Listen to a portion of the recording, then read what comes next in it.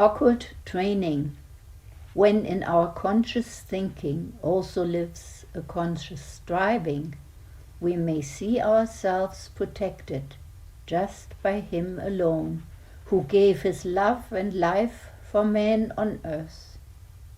When we not only with the masters closest to the Christ unite in pain, but through worldly causes, with awareness of the evolution, then we will see and understand how human beings try to overrun the ultimate, the goals of gods. With the will engaged in thinking, we begin to know as we evolve and see disruption and disaster, what in the eyes of God might bring a karmic resolution. Faith, love, and hope will help our will to stay when divine causes before our eyes seem to fade away. Believe in silence of the night. The faintest light will show itself, yet only dim. It may lead you to a feeling for the origin of sin. From this point, paths which sounded firm at first could possibly lead the lonely wanderer astray. Perhaps the light you followed is the light of night in silence. This is the light of Christ, held in the hands of masters to keep us humans out of more and more disasters. A new beginning. Study, courage and trust, strength and faith, for you must firmly now remain in place. As you begin to learn the obstacles to overcome, all of them must be mastered in the end by everyone. Before we here on earth will clearly see the stars again. And understand their message meant for us. Always remember that more clearly we do understand that in the end the higher hierarchies will lead us and protect all tireless striving, while you do share with others your thoughts, not only mine, and do remember the greatest wisdom comes from thoughts divine. A beginning can be made with the book by Rudolf Steiner, Knowledge of Higher Worlds and Its Attainment. When I first read the book, I was 18 years old. It was a book I could not put down. I read it from cover to cover in a little over 3 days. In it, he says, every human being bears a higher man within himself. Each human being can only find on his own this higher being within himself. On the one hand, when our aspiration to higher knowledge is sincere, we will certainly spare no effort and avoid no obstacle in our quest to find an initiate able to lead us into the higher mysteries of the world. On the other hand, one can be certain that if our striving for knowledge is sincere and worthy, initiation will find us whatever the circumstances. There is a universal law among initiates that the knowledge due to a seeker cannot be withheld. But there is also another universal law that esoteric knowledge may not be imparted to anyone not qualified to receive it. The more perfect the initiate, the more strictly these two laws are observed. In video 11, there was a discussion of two paths of initiation.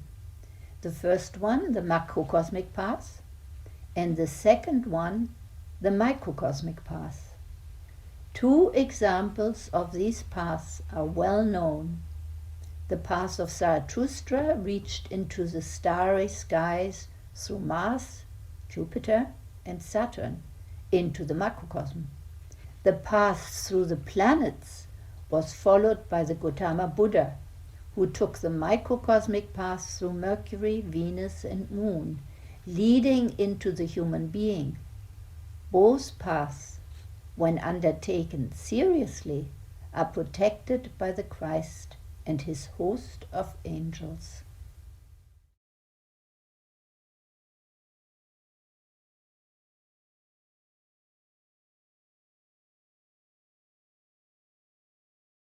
In our videos, these individuals are mentioned as they were deeply involved in the birth and growth of Jesus of Nazareth, of the Luke Gospel.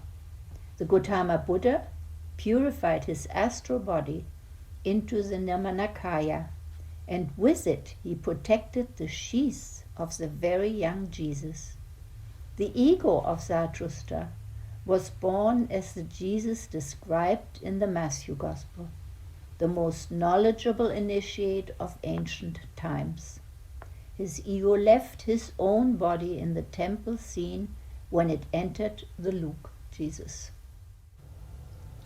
The Zarathustra ego lived from the age of 12 to 18 years in the Luke Jesus, implanting highest world wisdom into his etheric body until 30, when his own ego, before the baptism by John in the Jordan, re-entered the spiritual world. In this way, the Christ Spirit, at the baptism in the Jordan, received the purest astral and the most advanced etheric bodies possible. This brings us to Michael, who carried the cosmic intelligence throughout the ages among the third hierarchy. We find this in Rudolf Steiner's third volume of Karmic Relationships, Lecture 11.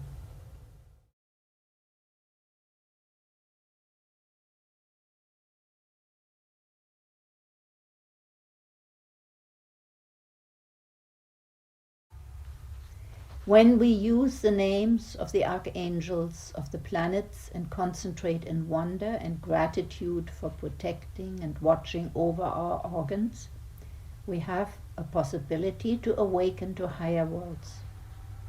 Gradually, we will also awaken to what we know from spiritual science, that there are archangel beings who are the group souls of our animals.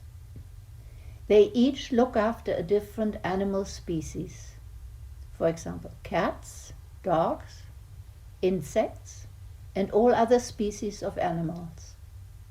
If we carry a strong love for the animals and never ever kill them, we are even able to connect with their group soul.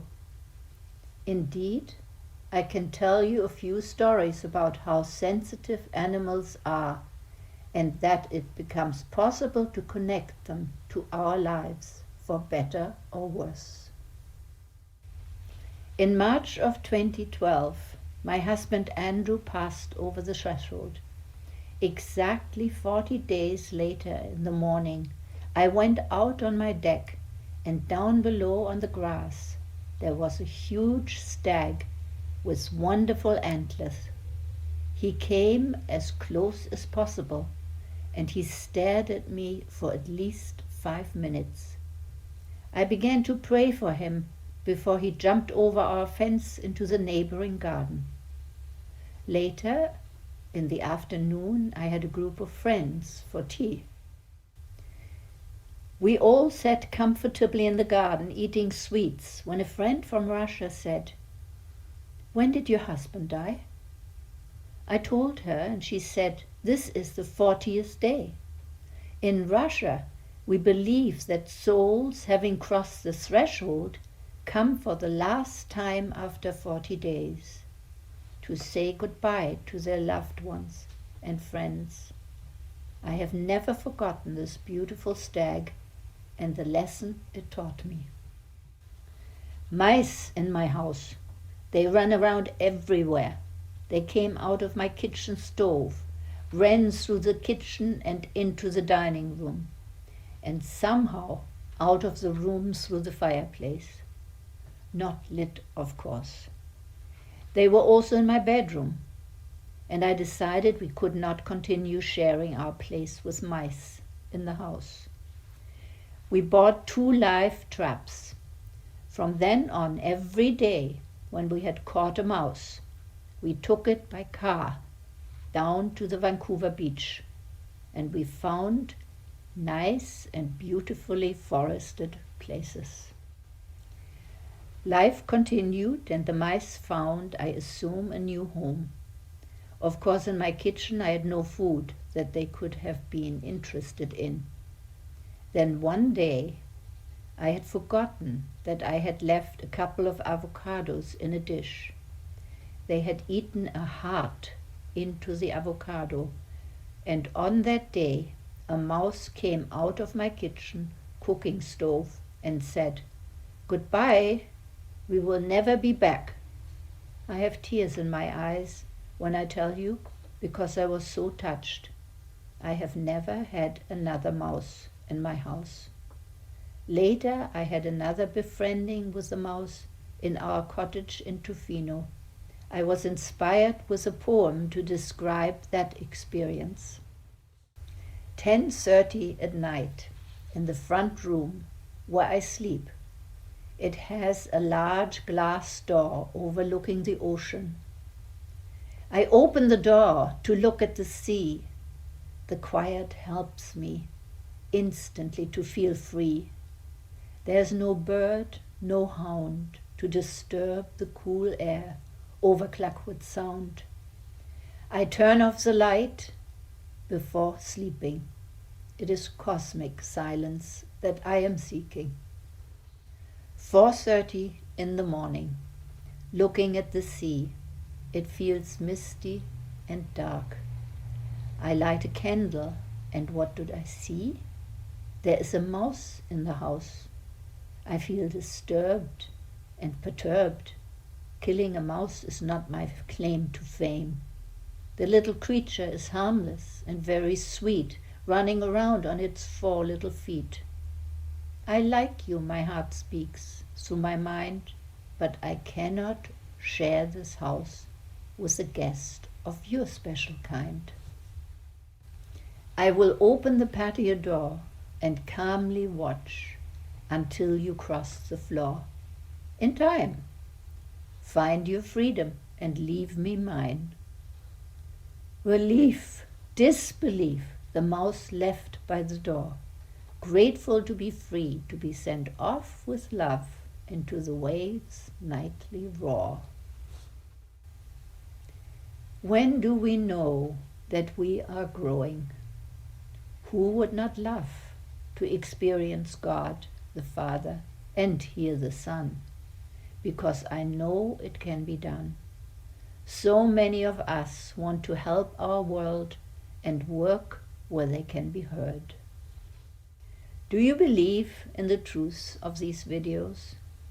While you walk on the edge of life, seeing the strife, doubt, and fear that meets so many people on our beautiful earth. Yes, right here. As we sleep, our own lives appear in truth through our thoughts and prayers. Every study of truth will appear in the clouds, giving strength to angels. Then we will know that the Father God is patient, His Son and the Holy Dove, a very high spirit indeed, wait in love, and open the gates for those who continue to search and work. Yes, there will be help from above. I cannot say more. I have seen much, down here and above. Often we struggle in pain when thinking of people who suffer in vain. Just a little is missing, perhaps an open heart, a kind word, that the sky opens and suddenly much can be heard.